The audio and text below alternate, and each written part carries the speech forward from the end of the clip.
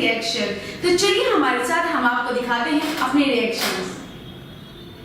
तो कैसे हैं आप लोग? आज हम एक ऐसी ब्रीड के बारे में बात करने जा रहे हैं जिन्हें अपने बच्चों से ज्यादा दूसरों के बच्चों में इंटरेस्ट है। ये ब्रीड पिछले 1000 साल से भी ज्यादा पुरानी है और इतने सालों में ये 1% नहीं बदली। इस ब्रीड को हिंद भाषा में कहते हैं रिश्तेदार। तेरा प्यार प्यार प्यार।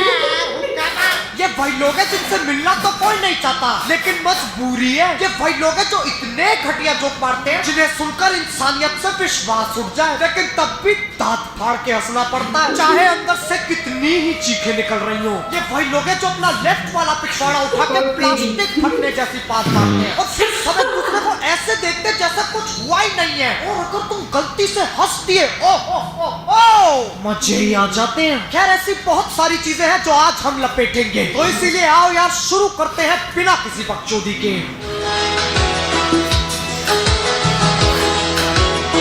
अब इस बुरे अनुभव की शुरुआत होती है जब रिश्तेदार तुम्हारे माँ बाप के साथ बैठे होते हैं और तुम मस्त अपनी ही गुफा में चिल कर रहे हो। इन पंछियों को देख कर हो तेरा तेरा तेरा सुर एकदम से आवाज आती है,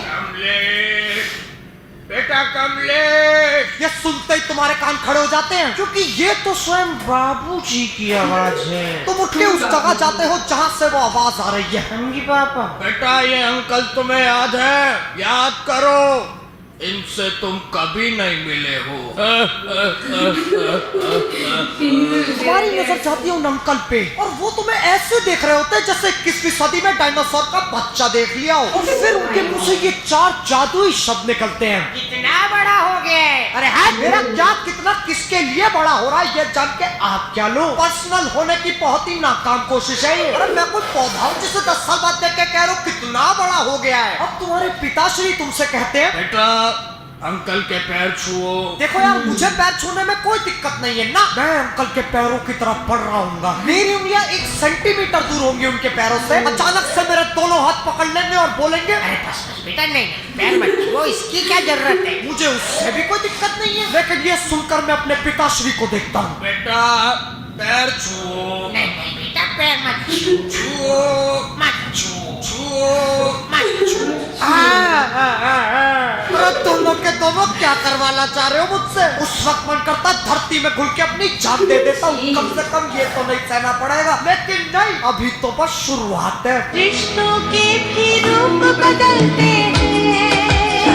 अब शुरू होता है अंकल का सवाल जवाब। यू एनी कौन सी क्लास में हो? लाइफ में क्या चल रहा है? बड़े होके क्या बनोगे? ये मेलेडी इतनी चॉकलेटी क्यों है? कभी ऑनलाइन होटल बुक किया है? कोई गर्लफ्रेंड वगैरह है या फिर कोई फीमेल फ्रेंड? कुछ भी है जो फीमेल से मिलता जुलता हो? जैसे ही बॉयफ्रेंड गर्लफ्रेंड वाला सवाल पूछा जाए तो समझ जाओ तुम्हारी जान को खतरा है और वहाँ से जाने का वक्त आ चुका है। लेकिन उससे पहले अगर तुमने उन्हें ये साबित कर दिया कि तुम्हें पढ़ाई में दिलचस्पी है तो तुमसे बहुत ही खूबसूरत सवाल पूछेंगे। 10वीं क्लास के बच्चे से पूछा जाएगा, बेटा 7 की टेबल आती है तुम्हें? अगर तुम ना बोलोगे तो तुम्हारी बेइज्जती है और अगर हाँ बोलोगे तब भी तुम्हारी बेइज्जती है। साला 10वीं क्लास में आके 7 की टेबल पे चढ़ रहा है। अब इस वक्त तुम्हारी हार हो चुकी है और इसे मानने में भलाई है। उस वक्त तुम जो भी जवाब दोगे उनकी आंखों में आंखें डाल कर देना, वरना उस दुष्ट प्राणी की कहानियां शुरू हो जाएंगी। बेटा जब हम तुम्हारी उम्र के थे तो पेड़ के नीचे धार मारने जाते थे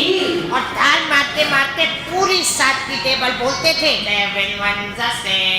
आप भी बोलिए भाई साहब। 7 1 7, 7 2 14। क्या बोल रहे हैं बाकी? 7 3 21, 7 4 28। वाह भाई साहब क्या महफिल जमियान। अब चलते हैं 10 साल आगे। अब तुम जॉब कर रहे हो, रिश्तेदार आते हैं और तुमसे ये सवाल पूछते हैं, बेटा ये जो जॉब है तुम्हारी इसके बारे में बताना थोड़ा। तुम प्रॉपर फील में आके अपनी जॉब के बारे में बताते हो और वो बिल्कुल ऐसे एक्सप्रेशन देते जैसे उन्हें सब समझ में आ रहा है, लेकिन घंटा कुछ खोपड़ी में घुस रहा होता है। फिर भी अंत में चिल्लाएंगे, बाबा क्या बात है बेटा, क्या जॉब है तुम्हारी? वैसे 10 साल पहले याद है मैंने 7 की टेबल सुनाई थी, याद है कि भूल गए?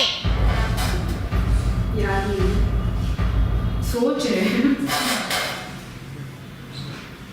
क्या बेटा सुनाई नहीं दे रहा है? 7 1 7, 7 2 14। बाबा क्या बात है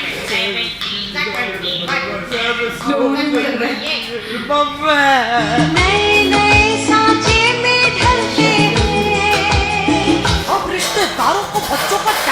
देखने में पता नहीं क्या मजा आता है। जब भी कोई आए, चलो बेटा नाच के दिखाओ। हट! साले कोठे पे आओ तुम लोग जो तुम्हें नाच के दिखाओ। नहीं लैप डांस ले लो ना 50 रुपए प्रति घंटा के हिसाब से। उन्हें बस तुम्हारा कार्टून खींचना होता है। शर्म तो कतई बेच खाई होती है इन लोगों ने। अगर तुम्हें गाना गाना आता है तो नाच के दिखाओ, अगर तुम्हें नाचना आता है तो गा के दिखाओ, और अगर दोनों ही नहीं आते तो नाचते हुए गाओ।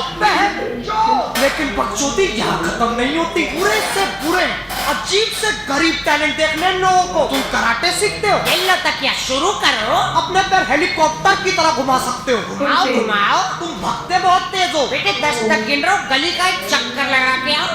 जाओ जाओ, गो बेबी गो। और अगर कुछ नहीं आता तो अपने हाथ के बल चल के दिखाओ। अरे क्यों चलूं हाथ के बल, 1920 चल रही है और पीछे गाना और लगा देंगे। तू टिकटॉक चलती है। मतलब कुछ ना कुछ करना जरूरी है। अब एक रिश्तेदार अपने बच्चे की जितनी हवाबाजी करे, उनका बच्चा उतना ही फुद्दू है। कोई कुत्ता भी नहीं पूछ रहा उसे, लेकिन हवाबाजी कुछ इस लेवल की होती है। और भाई साहब शिरडी चलना है अगले हफ्ते। अब भाई साहब सबसे कांटेक्ट करना ही मुश्किल है। तो हाइट पे वोटिंग करवा लेते हैं ना, पता चल जाएगा कौन आ रहा है कौन नहीं आ रहा। ये तो काफी गजब चीज है।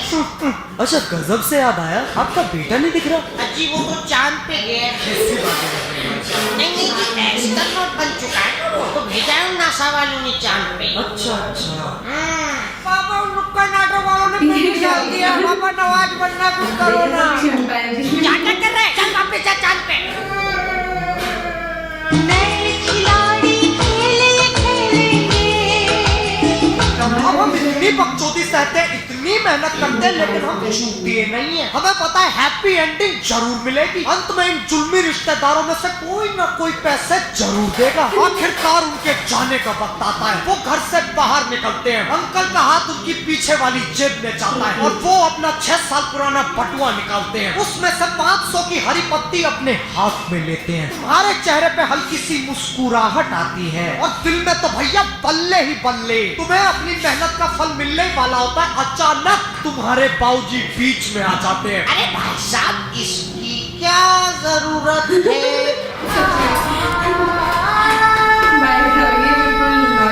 बच्चा है, रखने दो। नहीं नहीं नहीं नहीं ये तो नहीं हो पाएगा। नहीं भाई साहब मैं बिना दिए नहीं जाऊंगा। अब आप इतना कह ही रहे हैं तो इसे मैं रख लेता हूँ। बच्चे गली को घुमाते रहते हैं, तुम्हें चाहिए मुझे। आखिर क्यों अपने ही अपनों को धोखा देते हैं? इसे कहते हैं खड़े लंड पे धोखा। अपनी बेइज्जती कराई, ताने भी सहे और अनजान लोगों के सामने गांड भी मटकाई। कॉर्पोरेट जॉब वाली फीलिंग आती है, मेहनत हम करें पैसे कोई और ले जाए। साला मजाक बना दिया जिंदगी का। एक पीढ़ी आती है, एक पीढ़ी जाती है। मैं नारायण सबसे एक सवाल पूछना चाहता हूँ। क्या हमने तुमसे कभी पूछा साल का कितना कमाते हो, दिवाली कहाँ मनाते हो? क्या हमने तुमसे कभी बोला चलो नगीना डांस करके दिखाओ, चलो हाथ का इस्तेमाल करके गीदड़ की तरह भग के दिखाओ? नहीं ना, तो हमारे पीछे क्यों पड़े? क्यों करते हो हमारे पिछवाड़े में उंगल? अपने काम से काम रखो। लेकिन अगर ऐसे होने लग गया तो हमारी जिंदगी सुधर जाएगी। और हम लोग कम थोड़ी ना, हमें शांति नहीं 24 घंटे बकचोदी चाहिए। वरना क्यों देख रहे हो ये वीडियो? तो इसलिए मानो ना मानो इनका जिंदगी में होना बहुत जरूरी है। आखिर अपने पियक्कड़ मामा की कहानी सुनाने में जो मजे हैं वो कहीं नहीं मिलेंगे। तो यार इसी के साथ आज के लिए सिर्फ इतना ही। अगर तुम लोगों को ये वीडियो पसंद आई ना तो यार लाइक मारो। एम करते हैं 50 करोड़ लाइक्स के लिए। मुझे पता है यार कोई बड़ी बात नहीं है, कर दो यार जल्दी। अब अगर तुम लोग नए हो तो यार सब्सक्राइब करो। वो जो लाल वाला बटन है उसके साथ हाथ के बल चलो या फिर सर के बल हेलीकॉप्टर घुमाओ, मुझे नहीं पता, बस क्लिक हो जाना चाहिए। अब मैं भी जा रहा हूँ, घर में मेहमान आए हैं और मुझे साथ की टेबल याद करनी है। बाय। अंकल को अपनी पीठ की हड्डी दिखाइए। क्योंकि सांस भी कभी बहू थी। तो हमने देखा कि कैरी मिनाटी की वीडियो में किस तरह रिश्ते बिखर जाते हैं। तो कैसा लगा आपको हमारा ये वीडियो? लाइक एंड सब्सक्राइब जरूर करें और देखते रहिए अनार